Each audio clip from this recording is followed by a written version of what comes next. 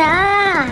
Pagkatapos ng makoronahan si Emma Mary Tiglao bilang Miss Grand International 2025, tila bumuhos na ang sunod-sunod na biyaya at oportunidad para sa kanya.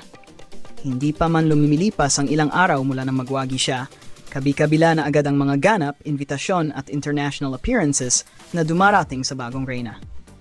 Patunay lamang ito na malaki ang tiwalang ibinibigay ng iba't ibang global brands, fashion houses, at organizers kay Emma bilang bagong mukha ng Miss Grand International.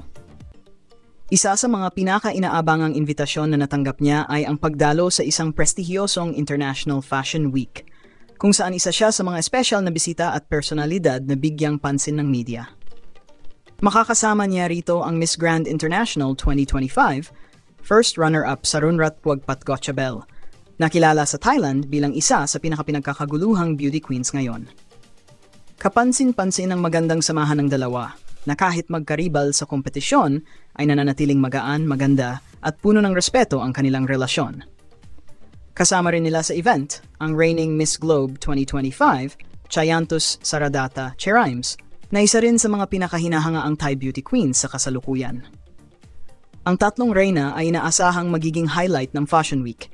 Dala ang kani-kanilang natatanging ganda, elegance at personalidad na tiyak na hahangaan ng international audience. Hindi may kakaila, mula sa stage hanggang sa global events, si Emma Mary Tiglao ay patuloy na umaarangkada.